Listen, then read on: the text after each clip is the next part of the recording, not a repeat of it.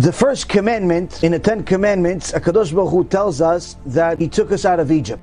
Then He tells us in the second commandment that we're not allowed to have any other God.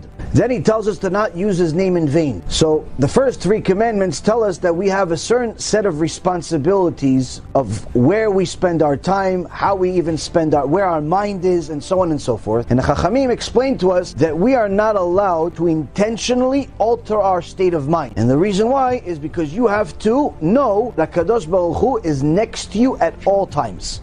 Not just when you go to the Beit Knesset, not just when you learn Torah, not just when you're eating and doing Birkat HaMazon, not even just when you're putting tefillin on. At all times Hashem is next to you, which means if He's next to you, you have to be prepared. Now, that means you have to be prepared to talk to the King of Kings. You have to be able to talk to Him. You have to be able to pray to Him. You have to be learn Torah. If a person really has that in his mind, they're not going to want to alter their state of mind.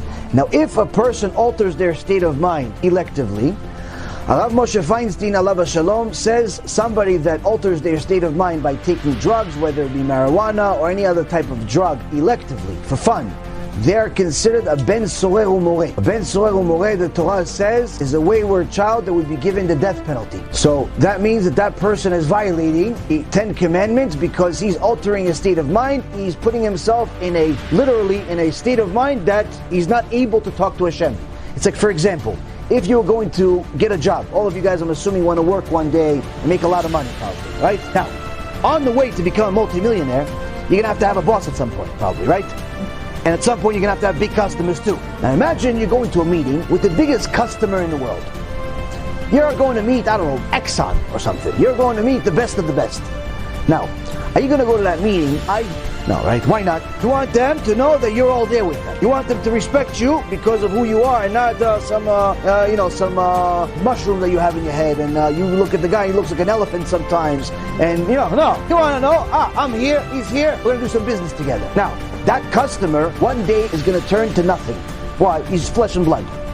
HaKadosh Baruch Hu is always going to be here. He's the King of Kings. We have to know that we are meeting Him, whether we want to or not, at all times. So when a person alters their state of mind, they're disrespecting the King of Kings. Much more important than the customer of all customers. Now, on the other hand, the second part of your question is, what about medicinal marijuana? Meaning marijuana that somebody needs for medical reasons, because they have some type of disease. It could be arthritis, it could be cancer, it could be all types of terrible diseases that have a lot of pain. Now, Baruch Hashem, you are in luck. I'm an expert in pain. I've been experiencing it every day of my life for the last 17 years. So now, I know a little bit about this. Now, the good news is about pain is that there are treatments for pain. Not all treatments alter your state of mind. Yes, you can use marijuana to help your pain. Some people it helps them, some people it doesn't. Some people it just gets them high, but they still have the pain. Some people it helps them, so they get high and they don't have the pain anymore. But good news is that Kadosh Baruch Hu does not want us to sin. So what did He do? He gave somebody the idea. He's like, you know what? Why don't you take out the THC part that gets people high, take it out, take the CBD and give them just the medicine. That way, you can get rid of the pain without getting high. And even more so, convince the government to make it legal and sell it in CVS stores. There you go. So if somebody really wants it for medicinal reasons, they can get it for medicinal reasons without getting high, which means that anybody that's taking it for medicinal reasons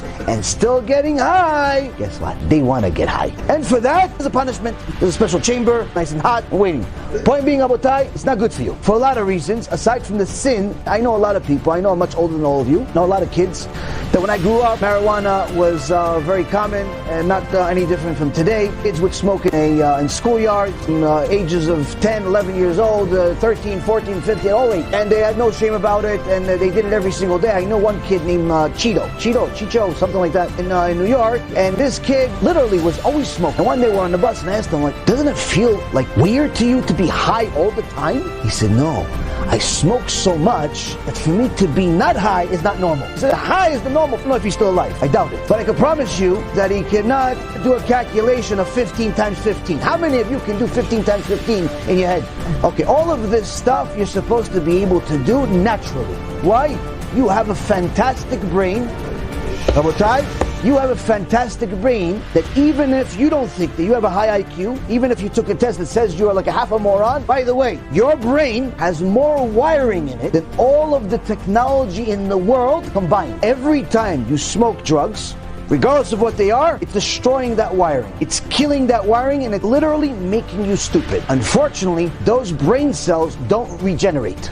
So what happens? Now it's not a big deal. One cigarette after another, then another joint, another bowl, another this, another that. I know, but I wasn't born yesterday. I know. Right. Now what happens? In the beginning, it's not a big deal. In the beginning, you feel like it's even making you smarter. Well, guess what? By the time you get to my age, all of a sudden you forget people's names. All of a sudden you don't even know where you are. All of a sudden the feeling you had that was kind of cool when you were 18 becomes standard, and it's not cool. It's not cool at all. Why? Because you get fired for stuff like that. Because they ask you, how come you didn't meet the deadline? Oh, I forgot we had a deadline. What do you mean you forgot? $5 million is depending on his deadline. You forgot? Are you high? No, but I used to smoke. Oh, I used to smoke. Now the results. So if you want to get yourself to a level of stupidity, continue smoking. It's also a sin, but it's also going to make you stupid. I know you're going to say, yeah, but there's a lot of really smart people that smoke. Yeah, there are a lot of really smart people that smoke. They would be smarter if they didn't.